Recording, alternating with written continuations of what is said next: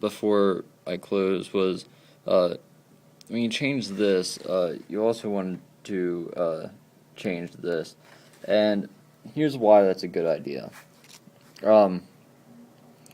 This controls if you increase this capacitor, it will allow more bass through this entire circuit, and that's why it's such a good place to mod, is because it really changes the whole circuit drastically.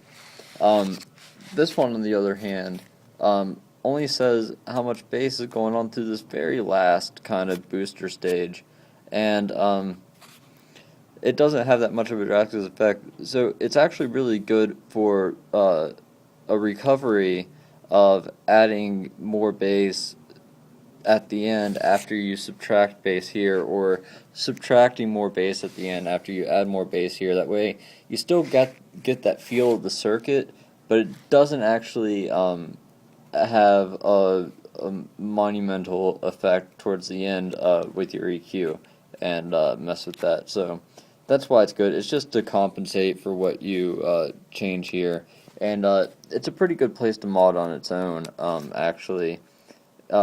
Because, I mean, you have your low-pass filter and stuff here. It's, where your tone stack is, so it's, if you were to put a bass boost here with, the high-pass filter all the way up, you can get a pretty cool sound out of that, and messing with this whole section, I mean, this is just the tone stack right here, but this capacitor mixed with this resistor, it actually does create a high-pass filter on its own. So messing with that also sort of affects what your final tone stack will sound like. But anyways, sticking to this mod, what we did here, I kind of hesitated to finish this idea, and it actually came to me what exactly I was going to do. I came up with the right idea of splitting the signal and having two parallel caps, and I was going to put a pot here to blend the two, but instead what I'm going to do here is I'm going to put the pot here. That way I'm blocking the signal before this capacitor is even put into play, and so now I have something like this, and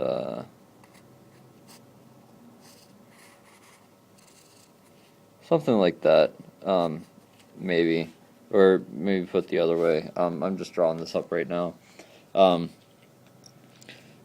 But yeah, this will drastically change the amount of bass that's going through the entire circuit. Say I made this, kept this at 0.1, or made this 1 microfarad. I've been saying 100 nanofarads, but it's also 0.1 microfarads, in case you're wondering. And I might actually change that and do maybe like divide this by 5, make it 0.02 to regular 0.02 aren't widely available, but they are available. But 0.022 nanofarads, and then on this one I'd say multiply by 5, and so maybe 0.47, or maybe 0.56, and I'm not sure which one yet. We'll experiment, and that'll give a nice cool little effect with the bass circuits, and a lot nicer, less kind of mayhemic than other pedals that have this knob. So yeah, I think it'll be a nice mod to do, especially to this Muff, and especially with all the things I'm going to do. To compensate for that, I'm going to make one of the push-pull switches that I was talking about on this one, and we'll go ahead and keep that in mind. I'll just make a note of that here.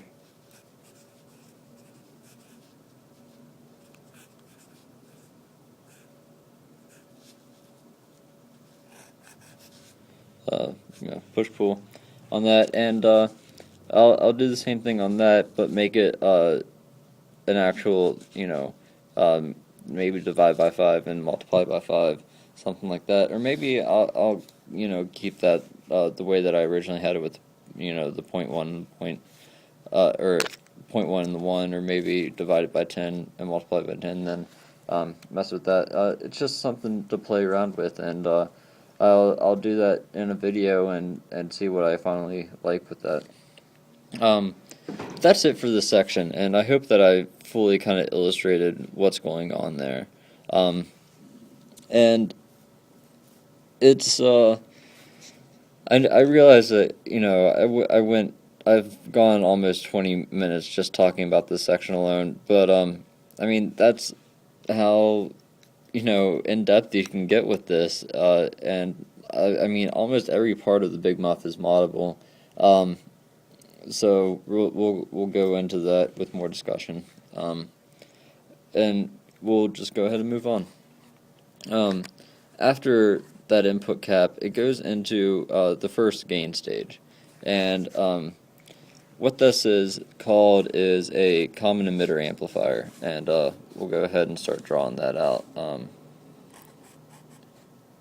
I'll do it here, actually.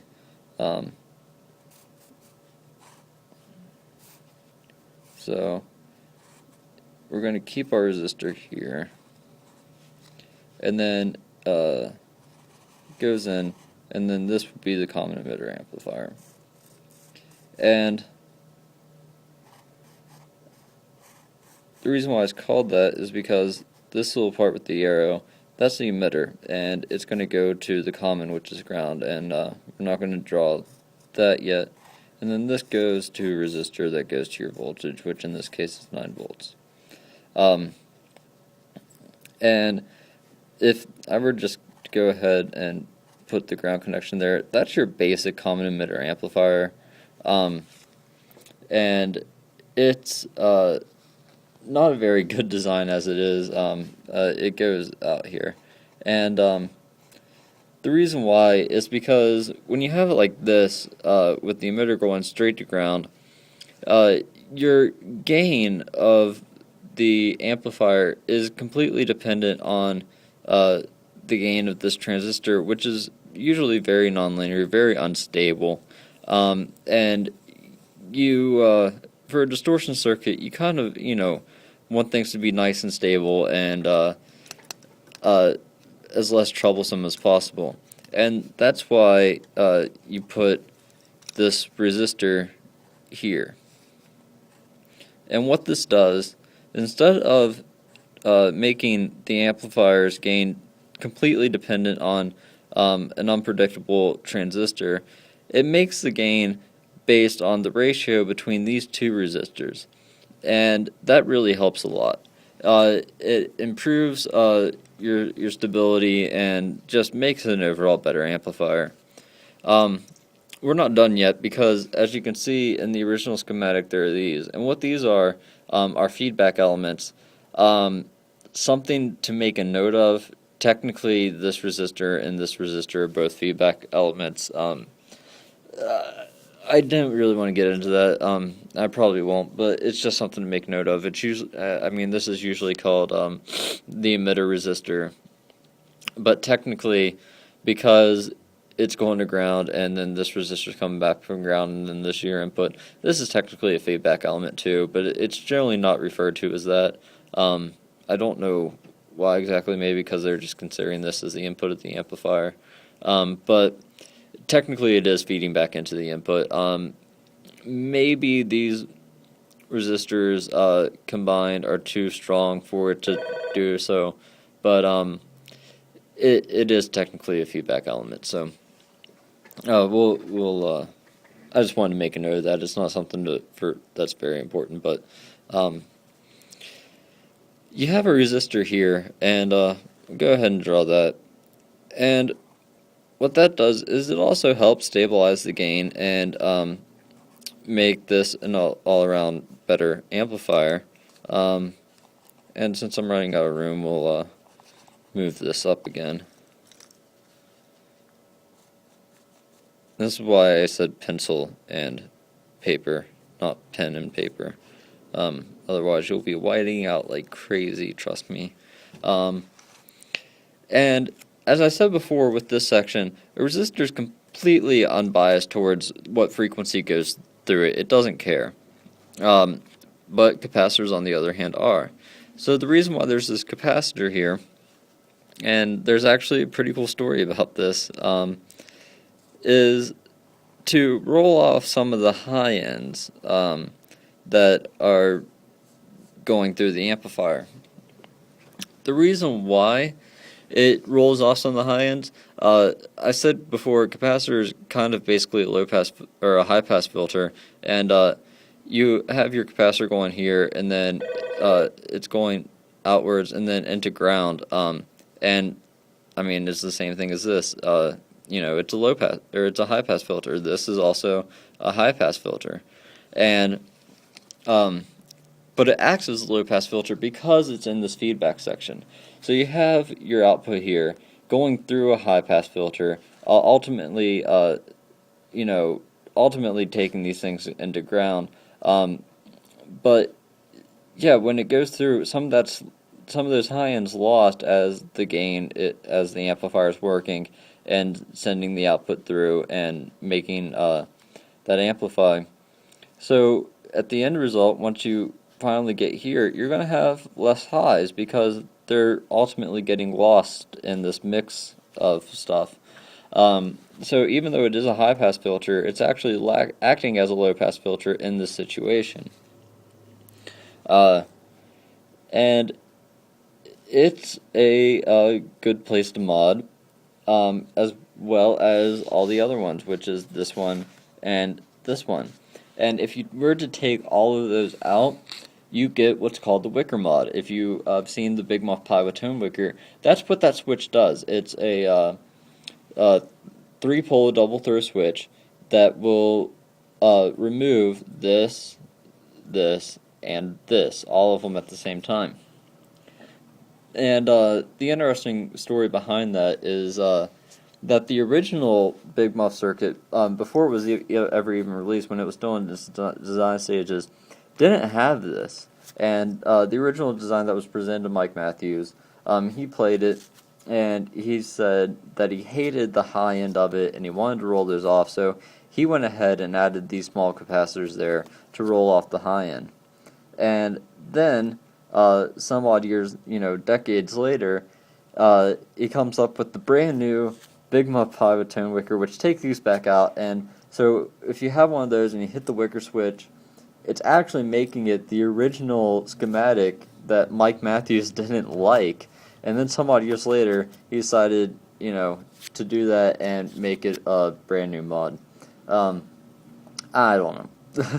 I just thought that was pretty interesting, the fact that existed, because I've done that mod before, and it's something that I've played with. And another reason why a American Big Muff will sound different than a Russian is because of the values of these. The Russian has, I think, 470 picofarads as opposed to the regular 560 in the American versions.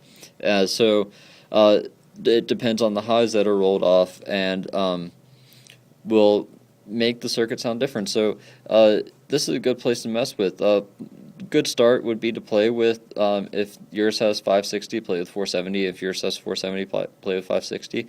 Play with removing these, and see what you like. It's all up to you.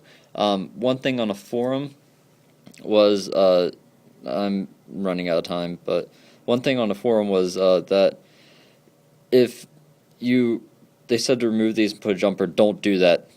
Don't do that. That'll just pretty much make this resistor useless and jump through it, so don't do that.